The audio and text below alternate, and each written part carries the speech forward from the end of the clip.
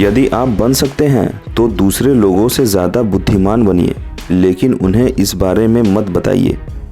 अगर आप वास्तव में सफल होना चाहते हैं तो उन कामों को करने की आदत डालिए जिन्हें लोग नहीं करना चाहते।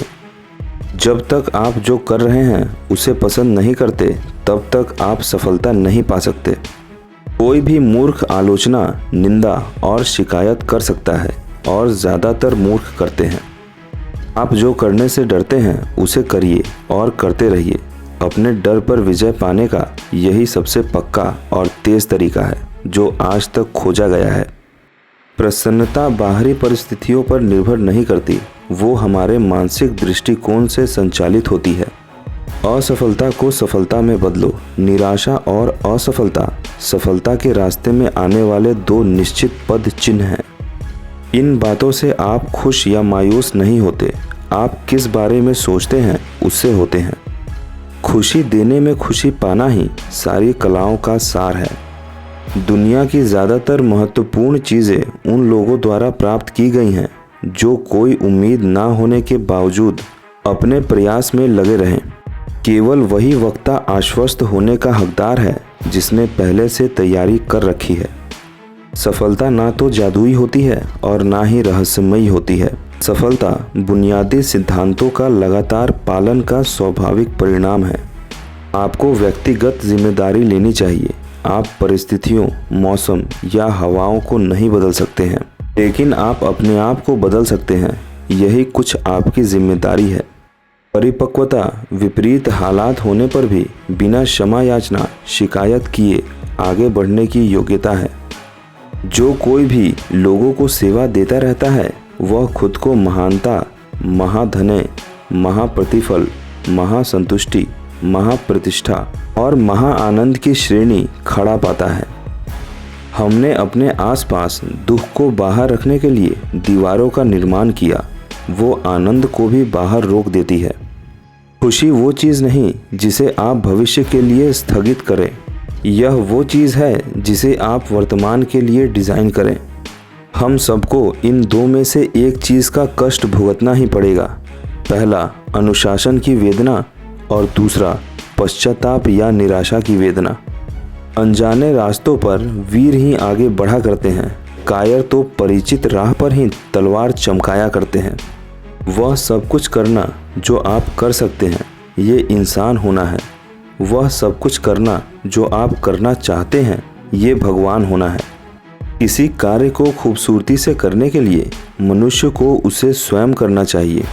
एक शांत मन शरीर के लिए सबसे अच्छा इलाज है। अपने वचन को निभाने का सबसे अच्छा तरीका है कि वचन ही ना दें, लेकिन वह काम कर दीजिए। जिसे जीते जाने का डर होता है उसकी हार निश्चित होती है। किसी भी इंसान को अपनी महानता बनाए रखने के लिए हर 10 साल में अपनी रणनीति बदल लेनी चाहिए। कभी भी आपका दुश्मन कोई गलती कर रहा हो तो उसके काम में बाधा ना डालें। जीत उसे मिलती है जो सबसे अधिक दृढ़ रहता है। आपको अपने किसी भी दुश्मन से ज़्यादा लड़ाइयाँ नहीं लड़नी चाहिए, वरना आप उसे अपना पूरा युद्ध कौशल सिखा देंगे। एक सेना अपने पेट के बल पर आगे बढ़ती है। आम तौर पर सिपाही लड़ाइयाँ जीतते हैं, पर सेनापति उसका श्रेय ले जाते हैं। 1000 खंजरों की अपेक्षा में 4 विरोधी खबरों से अधिक डरना चाहिए। चीज़ें अगर आपके पक्ष की ना हो रही हो तो बदल डालो, आप कोई पेड़ नहीं हो। यदि आप असामान्य जोखिम के लिए तैयार नहीं हैं तो आपको साधारण जीवन जीने के लिए समझौता कर लेना पड़ेगा। हमें जिस रास्ते जाना है वो पालों का सेट निर्धारित करता है, ना कि हवा की दिशा।